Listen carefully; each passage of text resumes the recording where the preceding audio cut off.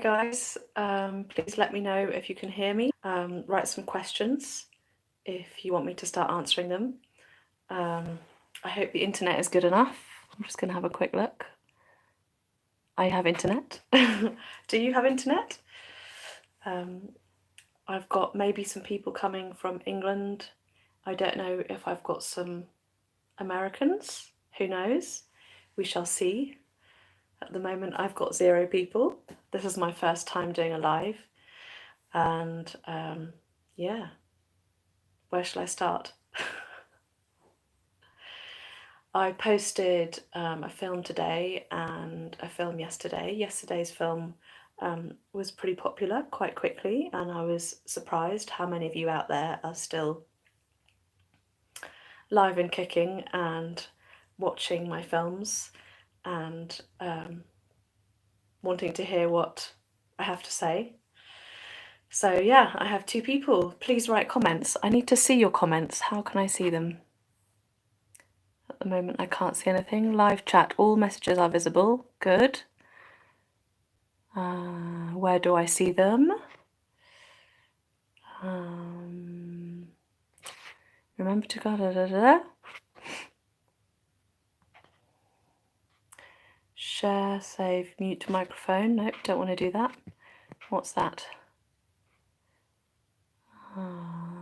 Nope. You can go away.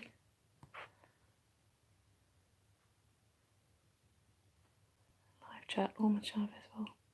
But I can't see the chat. I need to see if you've written me something. Maybe I need to turn it the other way around. And then maybe I can see stuff. Rotate device.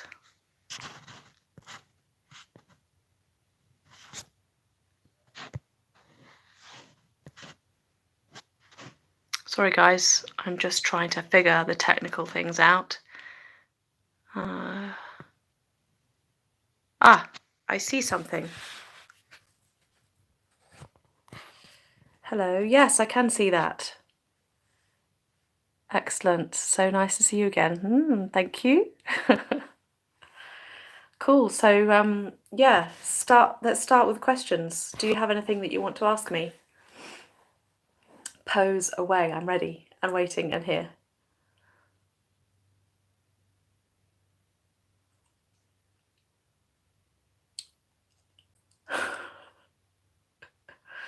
This is so weird.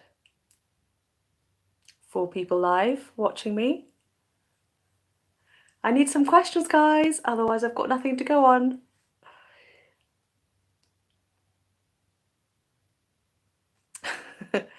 Okay, that's a good start. How am I feeling right now? A nice météo, as they say in French.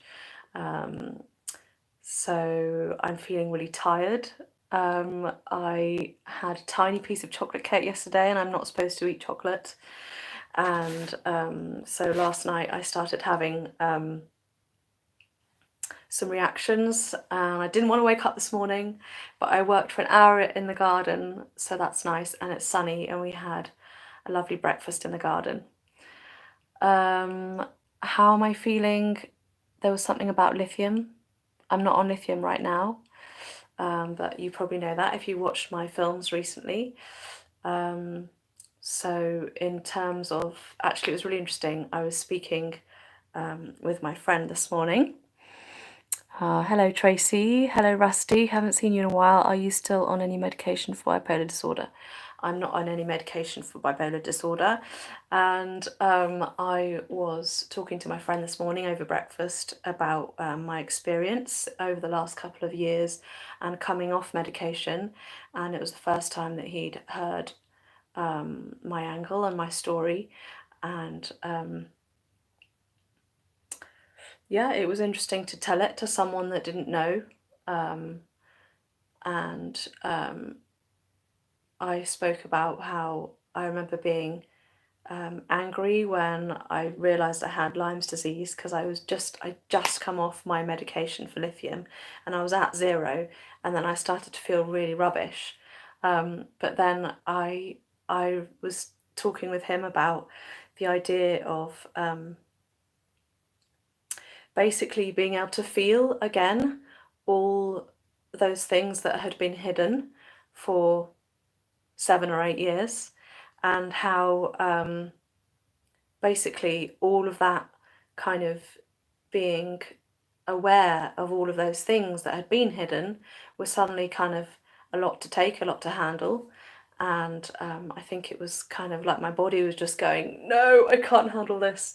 I can't do it. And so the first, 6 months were really tricky to kind of get my head around and my body around all the changes and the sensations and the emotions and everything that were coming up, and how, I suddenly had to deal with everything that was coming my way, the people, their communication, things that I didn't want to hear, things that I did want to hear, everything was coming my way and I had to deal with it in the present. So that was tricky. So do you believe your mental health issues were from the Lyme's disease combined with your past traumas? My mental health condition started 8 years ago. The Lyme's disease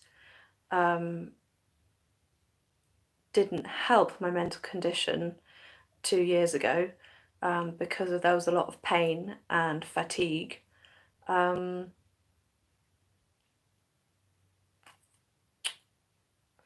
Is that what you meant to say, Rusty?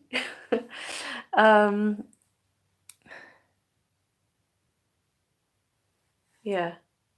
I think the Lyme's disease didn't help. Hang on a minute. How do I see this? I can't wait to be able to feel again too, but I am scared of dealing with everything that was suppressed by the drugs all at the same time. Thank you for that. Yeah, it is scary, but but we have to get to a point where we have to face ourselves completely and utterly.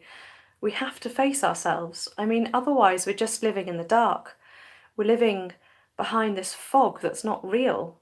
And facing ourselves is so much more vibrant and real and exciting for the ups and the downs.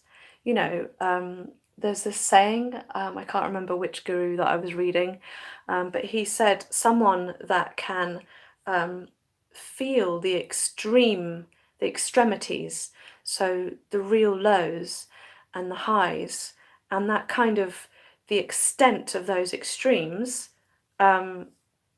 is what makes you kind of even more alive, and I really kind of know what that means now. Before, when you're on drugs, you're kind of flatlining, you're in the middle somewhere. All the top's been taken off, all the bottom's been taken off, and you kind of feel this little thin line in the middle, and it's boring. It's really boring. And now there are times when I'm a bit low, but I wouldn't say that I had real extreme depression ever. But there are certainly times when you feel flat, or you feel sad, or you feel low. And but if you didn't have those times, you wouldn't know what joy would feel like. You wouldn't know what happiness feels like. So you need both sides. You need both sides. There was another comment. So Rusty, so you still believe you have bipolar? I remember people saying to me in the past, if you're given the label bipolar, then you're always bipolar. And even like more recently, people still say, but hang on a minute, how can you come off drugs? Aren't you still bipolar? Don't you have it for life? And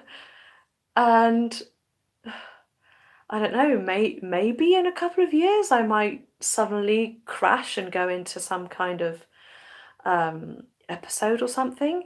But during the time when I was on medication, I learned so many tricks of how to stay calm, how to meditate, how to come to a place of relaxation, how to change my surrounding environment so that I could handle it, take away loud noises, take away, I don't know, horrible smells or things that were kind of immediately affecting me that I couldn't handle. I would make little changes so that I would feel better and calmer in myself. So I put myself first. And with all these kind of tools and techniques that I've taught myself, it means that now that I'm not on medication, I know what to do if something comes up and I'm not feeling good. I know what to do. So I think that's really important for all of you guys out there, is to really learn as many tricks and techniques as you can, so that if you do feel at any point ready in your future to come off a medication, that you're like supercharged and ready for whatever might come your way. And I think that's really important. I've got some comments here. I haven't had an episode in a while, and I have completely off meds, lithium and Abilify for 2 years.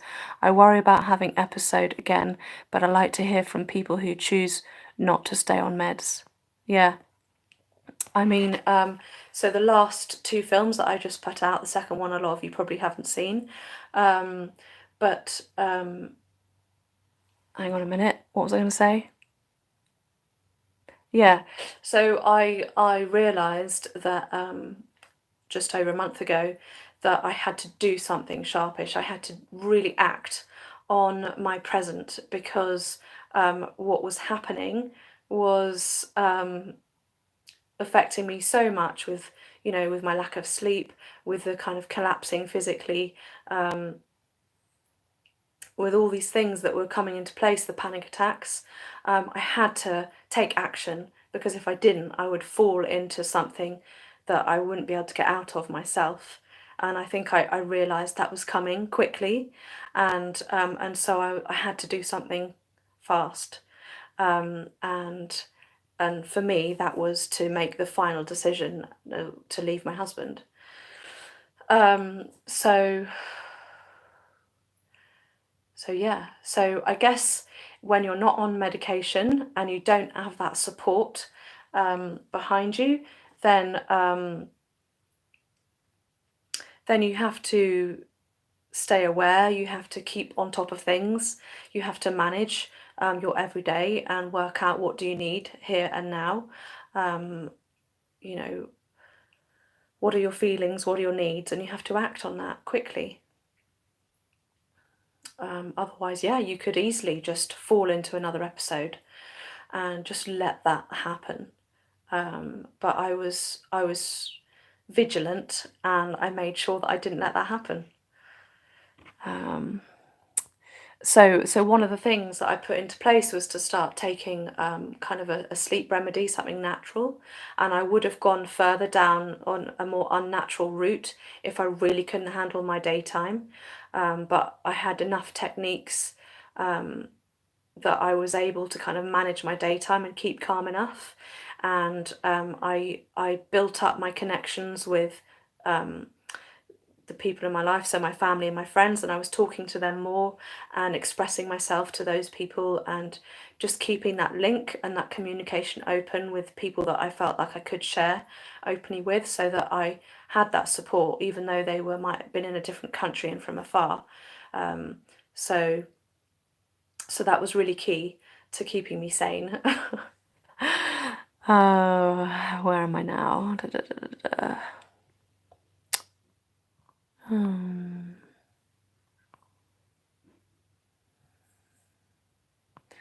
Where was I? Tracy, have to agree with that. The highs and the lows. I've only tried medication once or twice. I called it the ho-hums. No reaction either way. Had a year of that same feeling when I started menopause. So I presume, Tracy, you talking about that flatlining and not having the lows and the highs, and having no reaction either way. Yeah, I don't know what what menopause must feel like, and I don't know if you were on drugs when that happened or not. Be interesting to find out. Then I've got, I don't know how to say your name, begins with A, Aisling. Sorry if you have covered this in some other video, but to your knowledge, is there a way to legally clear our names of that bipolar label? I don't know.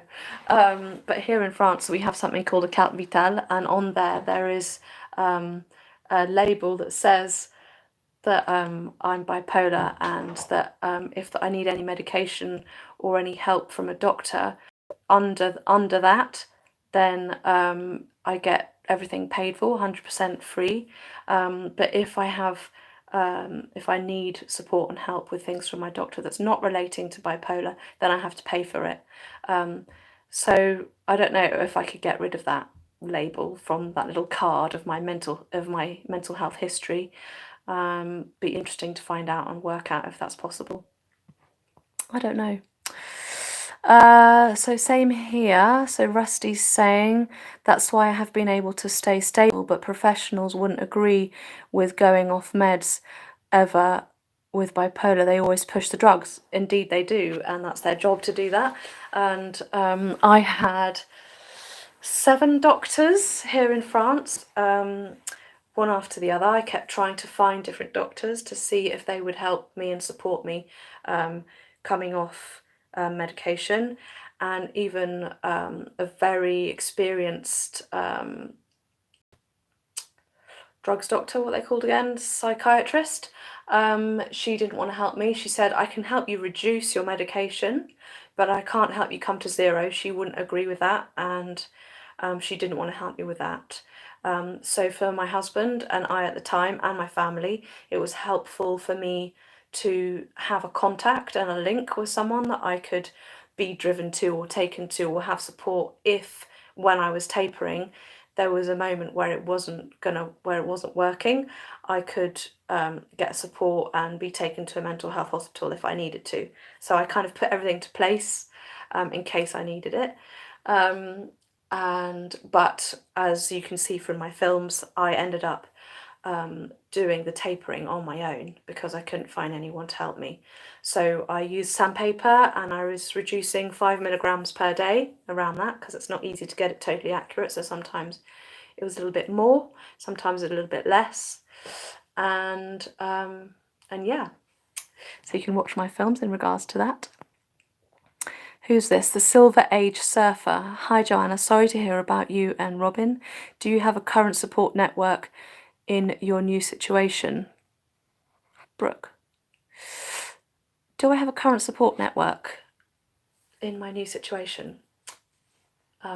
Well, I still have a couple of good friends in England, which I WhatsApp sometimes, so I speak to them when I need to.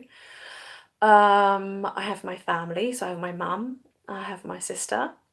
I speak to my mum quite regularly, maybe once a week, sometimes more if I need to, sometimes less if I don't need to. I don't speak to my sister very often. She's quite busy with her 3 children. I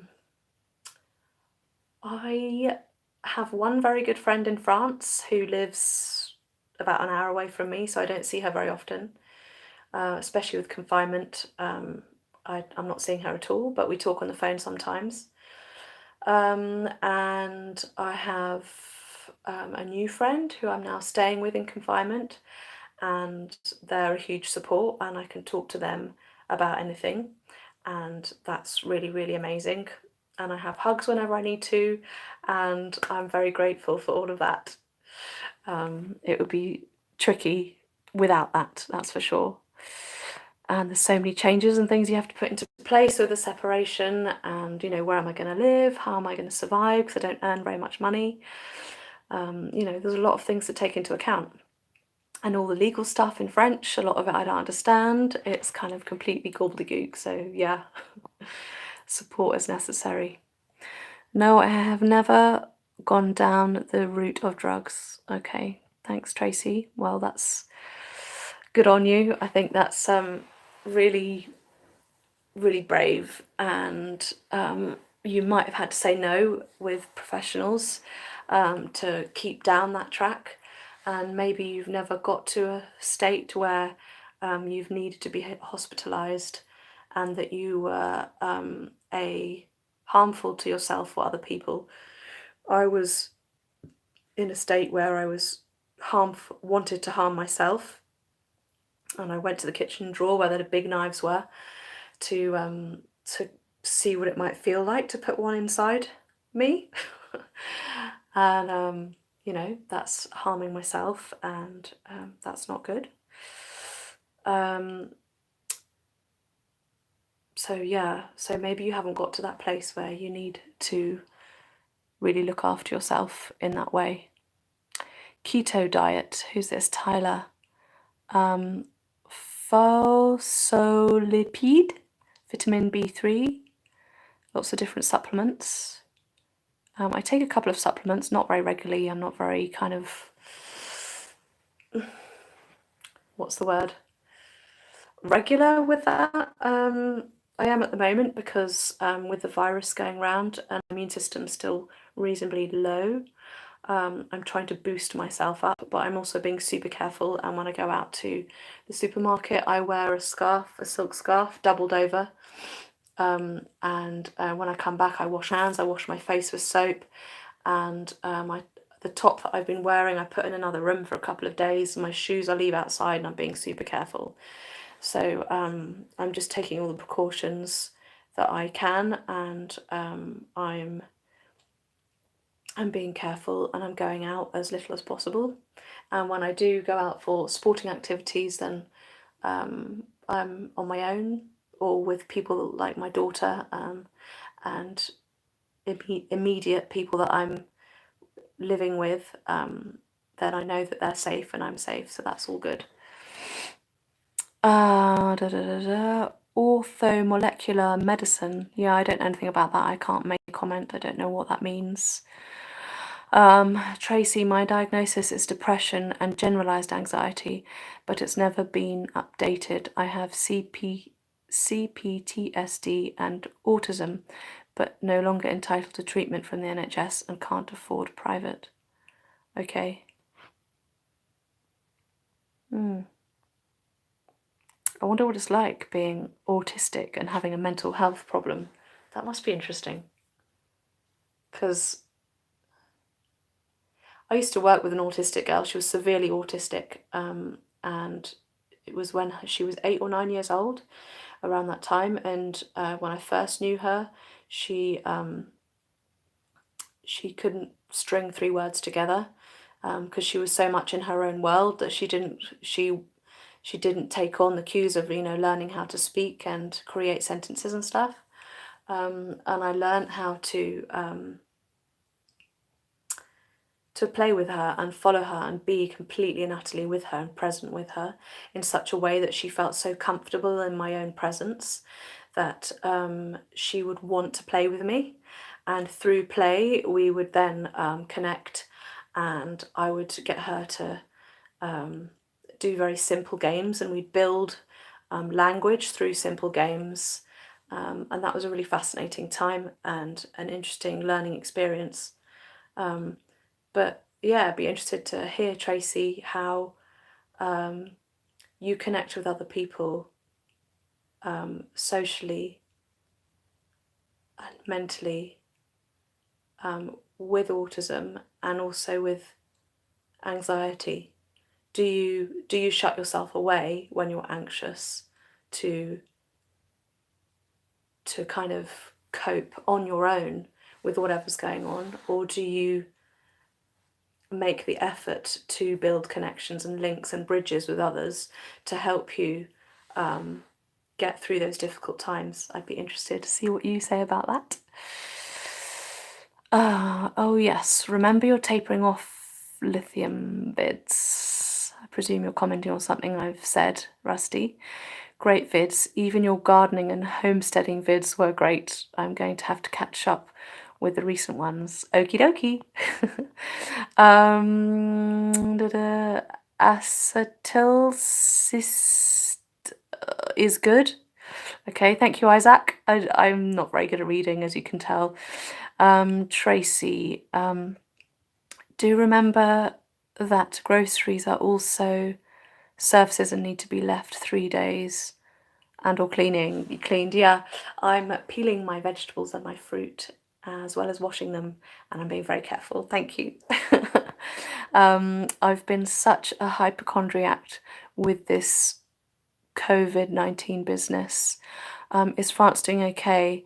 Well, keeping their numbers of infections down. I'm in the USA. No, we're not doing great in France. We're really close to Italy and Spain, and they're bad. So they're really looking down hard. And we're not, when we do sport and stuff, we're not allowed to be further than 1 kilometre from our home. And when we go out shopping, we're not allowed to be longer than an hour. There's police everywhere on the roads to check that we have the right bit of paper to say exactly why we're gone from our home. So it's intense here, and yeah, so we're dealing with it in whatever way we can. Groceries do not need to be left for 3 days. Well, I suppose maybe it's good if you do, but if you peel and you wash, then I think you're going to be okay. And if you cook things, then you're going to kill the bacteria. Tracy, so my autism is high functioning, same as my son, although our personalities are very different. Yes, I shut myself away. I used to socialize a lot, but now do so less because I realize that I have a choice. And since it makes me feel so uncomfortable, I see people rarely. Not good for support though. Yeah, I think you should really reconsider how you shut yourself away, because like when I was in pain with the Lymes, when I wasn't feeling good, for mental health reasons, I would shut myself away and not talk to people. And I even couldn't handle, so I'd cut my medication. I couldn't handle the reaction that my very close family had to the new illness of lithium. They couldn't handle it. I wasn't. I didn't feel understood and heard, and I couldn't take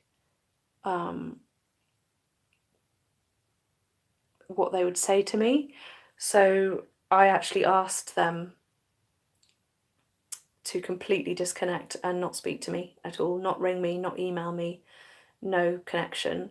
And that gave me the opportunity just to have a bit of a breather, and just to kind of get my head a bit straighter into like what all of these sensations, feelings, what was going on inside of me. And then there came a time when I felt kind of a bit more ready. I'd had enough kind of quiet time and dislocation, disconnection, and like stand back from it all, that I could kind of attack it again. And also the pain from the Lyme's disease was slightly reduced, so I was able to handle my days a bit better. So during that time, when it was really bad, I was just like lying in bed, and that's just what I need to focus on, was just resting, a lot of rest. But at the same time, I was having these really intense reactions. So, for example, I was thinking about my mum. As soon as I thought about my mum, I had this kind of electric shock feeling that went through my body, like just like that, and that really kind of shocked me and worried me a lot. And I was like, how can my body do this to me just with a simple thought, that there would be such an extreme physical reaction? And I realized that I wasn't able to, on my own, cope with communicating again with my mum. So I put into place mediation with a third person, and she flew from England to Toulouse, and we met with someone who was a professional, and I was able to prepare myself, and my mum was able to prepare herself, and we spoke about what we needed to speak to about openly, and I felt safe and I felt secure in that space to be able to speak openly. And some of the things that I wanted to say I thought might be difficult for her to hear and maybe upsetting, but because there was the third person, I felt like I could do it, and it really kind of cleared the air. And from that one session, I was able then to have WhatsApp conversations and kind of manage the communication on my own. But still, I was writing notes, and I was really thinking hard, like the next 2 or 3 times after speaking to her, during those times, really kind of so that I knew that I would put forward exactly what I felt and what I wanted to say, so that, yeah, I was ready. So that was pretty intense, but over time, now our communication is much more fluid. It's light, it's easy, it's natural, it's warm, it's comfortable and close, and I feel like I can say what I need to say, and I can be honest, and I can be authentic when I need to, and I can say when I don't feel that something's right or I don't agree, whereas I couldn't before. I felt like I couldn't. And Tracy, coming back to your shutting yourself away when you're anxious and not feeling good, I think it'd be really good for you to see if you could find a way to reach out and to build a bridge with, even if it's just one person, even if someone you don't know, even if it's someone you pay for, like a psychiatrist or a CBT person or anyone, where you can start to get used to speaking openly and authentically with someone. And if you do that first with someone that you're paying, so they have to listen and they have to help you and guide you and support you in that process, then in time maybe you can start reaching out to people in your everyday life or in the shops or whatever, or start to kind of build a friendship group, because otherwise how can you have friends? You can't. You need to have friends in your life. You need to have a kind of back and forth of an exchange between others. Otherwise, life is lonely and empty, and I don't want that for you. I really don't. I don't want that for anyone. It's so important and so nourishing. You need to nourish yourself.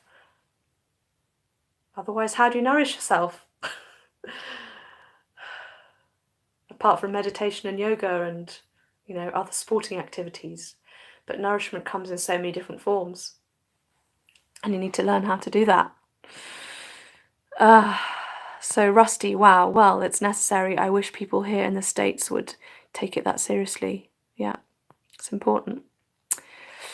I meant the wrappers and cans, etc. Me too, Tracy, Isaac. I have developed OCD since this virus. I can see how that might be possible. It's okay, just don't worry so much. I too struggle with OCD, but you need to work at it. OCD, so that's attention deficit disorder. No, it's not. No, it's not. It's where you want to control things, and you want to make everything just so that you can manage things. And I used to be a lot more controlling with my surrounding environment and what I would kind of say yes or no to. And I think that kind of starts, what's the word?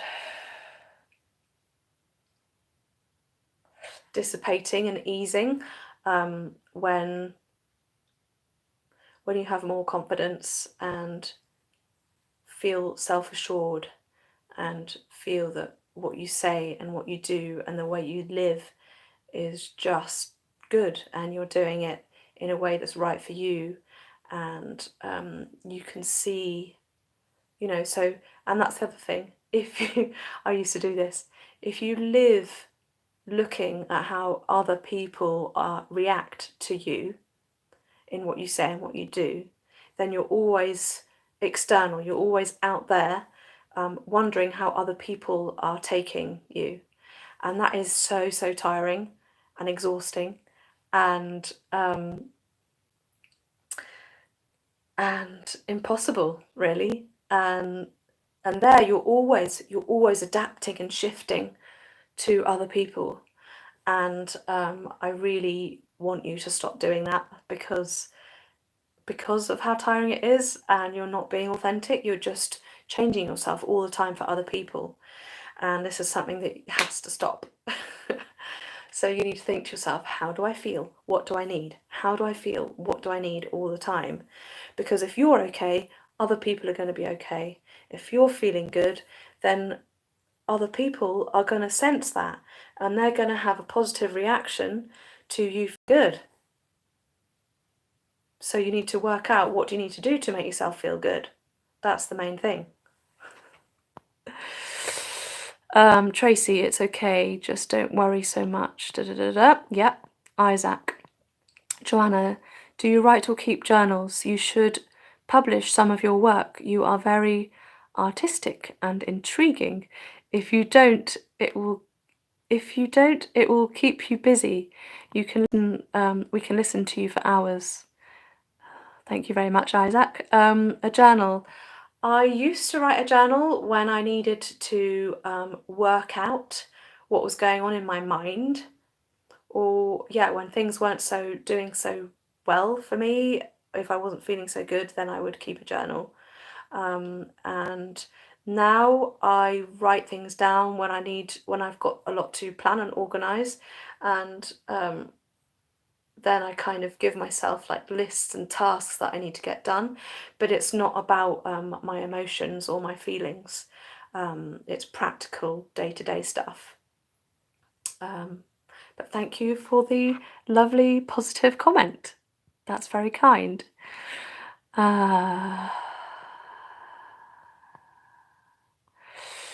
Which drug was the most difficult to withdraw from? My name is pronounced Ashlyn. Oh, cool. Thank you, Ashlyn, for telling me.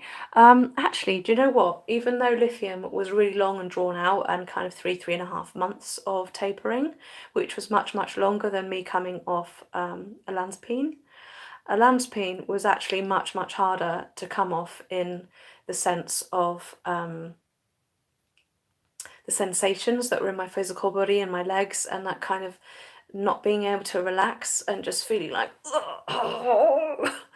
really horrible. And I was kind of making myself go on walks in the morning and stuff to kind of get rid of that kind of pent up horrible sensation. So that I didn't have with lithium, and I'm so grateful for that. I think with lithium there was a huge amount of anxiety and worry around the fact that I might be able to come off too quickly and I would get manic, because you always hear, oh, you're just going to get high again, you're just going to get high again. So you have that in your mind that you're not going to cope with it, you're not going to manage. But actually, there was just one period of 3 days in the middle of tapering where I felt like I was starting to get a little bit out of control, rising up, getting a bit higher. And there I just kept my dosage the same. I didn't drop it for 3 days. And during that time, I communicated with my buddy, my lovely buddy in, where does she live? Canada.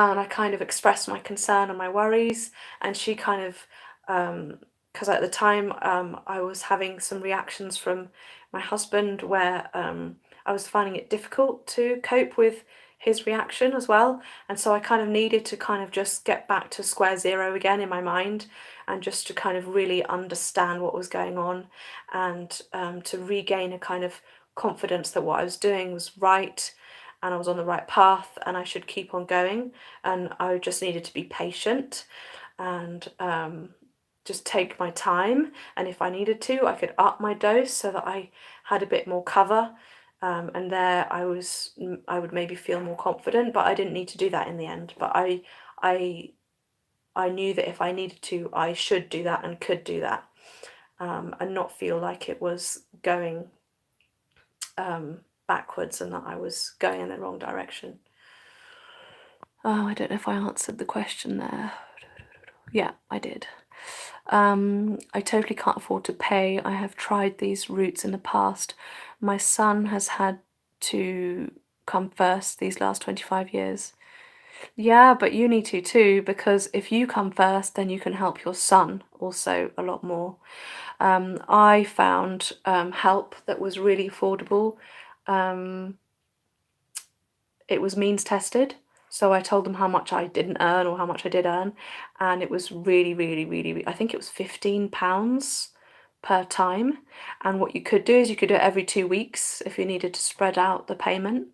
Or there might be some things online or support online that you could get that's maybe cheaper. I don't know. There must be some research you could do to see how you can get the cost down, or reach out to people that maybe could offer you a tiny bit of money. I don't know. See what you can come up with and work out. That's the one, obsessive compulsive disorder. Indeed, thank you very much. Autism in females is all about adjusting to other people. I wonder if that's really true, Tracy. Something to ponder on. Excluding psychotherapy, which I don't know if you did, which forms of self-healing activities have you found the most useful for your recovery? Good question. Which forms of self-healing activities have you found the most useful for your recovery?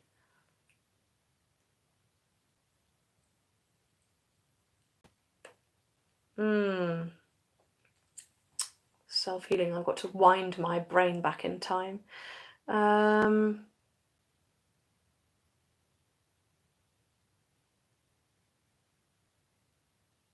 I think connecting with nature was one of my first key things when I realised that actually being in nature, going for walks and stuff, and breathing fresh air was something that really calmed me down. It took me a while to work that out, but when I realised, I kind of started using it as a tool, and I would take 5-10 minutes or longer walks on my own or with other people, and just kind of allow nature to do its magic, to work its magic on my system, and also just walking, and now that I have more awareness of my physical body, just that action when you walk, you're working with the diagonals, and you're activating your system and your energy pathways on diagonals, and the two sides of your brain, the two sides of your body. And this is just kind of such an easy way, if you don't know how to do yoga, you don't know how to do any of these fancy movements, of just moving and breathing. That was like number one. And then I kind of downloaded apps, meditation apps. The Headspace one was really good, and I never paid for it. So Tracy, that's something you can do. The free section of Headspace had about 10 different meditations and basic techniques, and I literally, when I didn't have the, what would you call it, my own kind of rhythm in place, and my own what's the word, my own motivation and drive to do it myself, I used that, and I put little timers on, and I was like, right, now I'm going to do it. And when I wasn't working, I could do it lots per day, and I just like try and make the most of that time off. And I just kept refreshing, kept starting at zero, and kept doing the basic ones that were free over and over again. And that was a really good way for me just to start getting a practice that worked and calmed me down, and having that voice to follow really, really helped connect with something. And even though they're not there with you in real life live, it's still like something to hold on to, something to do, something to follow. and that was a really huge support. So that was a good question, thank you. You have been episode 3, high or low, and off medication for how long? Over a year and a half now. Yep, over a year and a half, because it was August 2018 when I came off my medication. Pardon this, but do you have any children? Yes, I have one girl, and she's just turned 11. She's called Heidi. Sorry to keep saying things, but the cheaper ones won't see me because I need long-term. GP agrees that they have stopped letting people have psychotherapy on HS unless you are new or in danger to others. Yeah. So that's when you need to start getting some links. Maybe there's some free groups. I remember there was a group in Henley that I never was able to go to because it was in the daytime and I was working, but it was like a Friday lunchtime in my local cafe, and it was people with psychiatric problems, so they might have had schizophrenia, bipolar, all sorts of different things, and they would come together and talk, and it was the person who's in charge of these kind of mind, that's the group that was doing it, mind.org or something. They had a bit of training, so they knew how to manage the group and what to do and how to keep it confidential and everything, and that was free. And so look on posters in your cafes and see what's about in your local community of things that you could connect and join in with. I remember on the wall in the mental health place in the hospital near where I live, there was something about where you could connect and do gardening with other people and being outside and being with others that had mental health issues and other problems. And that was something else that I could have connected with. So just keep your eyes open, keep your eyes peeled. What can you become part of and do with others that will help you get out there and learn how to socialize again and learn how to connect with others, learn how to look at people in the eye and be okay with that. Oh, I'm pushing you, Tracy, I'm pushing you. Isaac, yes, the diagonals is right. The 4 points are very important indeed. I'm glad you know this too. Fabulous, Isaac. She is right, walks can help, just don't get lost. Yeah, do a path that you know, and something actually that I did when I was feeling really terrible this last month and a half ago is I would go on walks. First I did the walks that I knew, and then on purpose, almost like as a test, I would take myself on walks where I didn't know where I'd end up and where I was going, and often I was walking in the dark because of my lack of sleep. I'd like go for a walk at 5 in the morning, or really late at night, like around midnight or before midnight or whatever. It was dark, and this was when there was less light and before the changing of the clocks here in France. And for me, that was like a test to see how secure I felt in my own body and to be able to push myself to go somewhere unknown and to be okay with that, and to come across dogs that made loads of noises, and sometimes they would follow me, and kind of test myself in those moments where I might be a bit scared, and like that I can do this, I can manage it, I can push myself to do something that I find difficult. And I think to come out of your comfort zone is really important. Come outside of that box, to step somewhere new, to try something different, because only then can you really learn what your boundaries are, and then from those boundaries you can go a little bit further, a little bit further, and a little bit further to, so have, this is your fear level, and how much more can you handle before the fear gets too much, or that actually, you surprise yourself and you can actually do it. Amazing, amazing, amazing.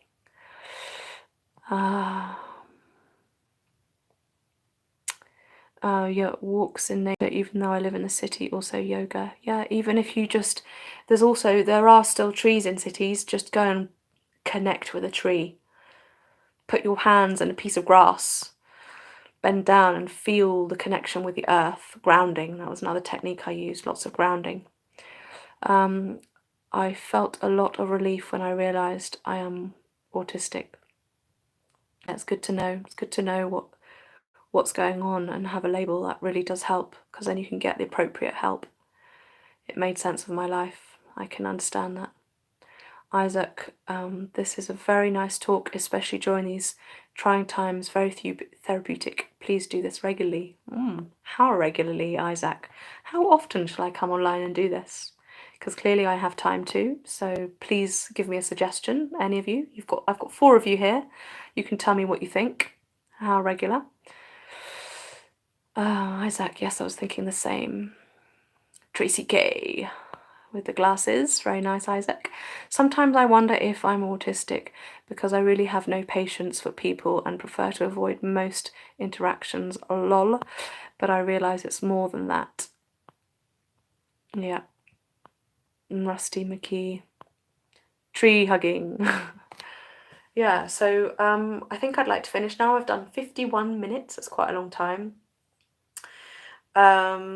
So write me now quickly, you 4 people.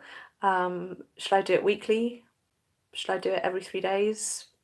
Next week I have 1, 5, possibly 6 children round at the house every single day, and one of them is my daughter, so we'll have a lot of activities, but maybe there can be moments when I can plant myself in a room, I shut the door and do one of these. Maybe you could tell me how long you prefer as well. Is 51 minutes too long? Should I just stick to 15 minutes? Should I do half an hour? What do you think is good for me to kind of get into the flow and for you to ask questions and for me to respond? You can give me some answers on that too. As often as you please. I'd say at least once a week. Okay? Weekly. Okay, very nice, because a lot of interaction. You'll grow your subscriber base as well, so it's nice. Yes, I thought that might happen. I wonder. I'm nearly on 2,000. Okay, so what day is it today? It's Thursday? Yes, it's Thursday. Or Friday even. I'm not even sure. Let's have a quick look. I'm going to swipe you down and have a look. Oh, it is Thursday. I'll have a ponder. What's the best time? What's the best day in the week and the best time? Because some of you are in the UK, some of you in America, I presume. When's a good time so that we can plan this now and I can put it into place? At least half an hour if you can, because to get into the flow. Thank you, Tracy. Very nice talk. Weekly, but make sure to let us know when you will. This amount of time was tolerable. Okay, good. Thursday all day. It's 10:30 in New York here. Oh, okay. Okay, so it's morning. So I started here 3:30 my time.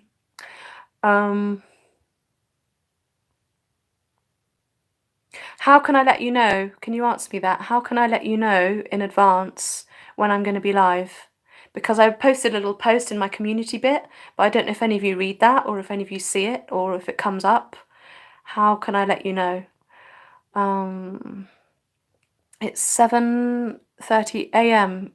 right now where I am. Where are you, Rusty? That's very early. Maybe I should make it later, because it's a bit early for you. Morning here. An event on Facebook? Yeah, but none of you are my Facebook. You're not following me on Facebook. I do have a group on Facebook, but I've been completely inactive with it. It's called Mental Health.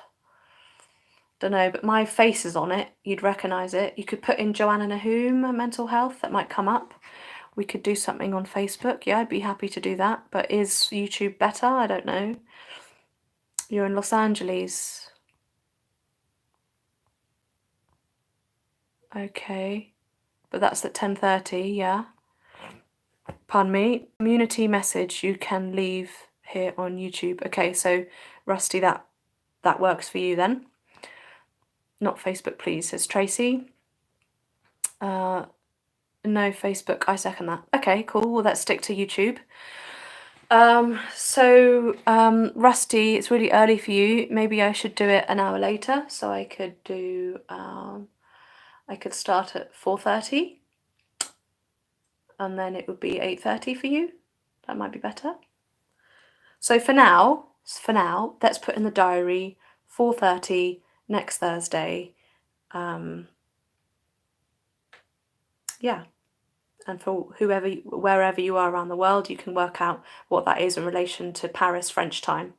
And I'm in summertime now with the clocks changing. So thank you very much, everyone, for your comments.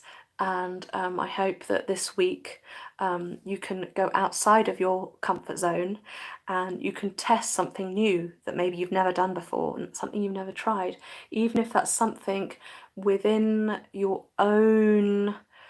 So for example, if it's like a recipe you've never tried in the kitchen, or it's like a new food that you've never tried, that's something that's within your own realms, your own boundary. It's something that you do personally. It's not connecting with something else. But if you start doing things with yourself in your own time, in your own space, where you're completely comfortable, but you're trying something new, that's a really good place to start. So Tracy, on Thursday next week, I want you to tell me what you've tried that's new, that's brought you outside of your comfort zone, that maybe was a little bit concerning and anxious for you, but you did it anyway. I want some feedback. I want to hear from you. So bye guys. Thank you very much, and I'll see you next week. Bye.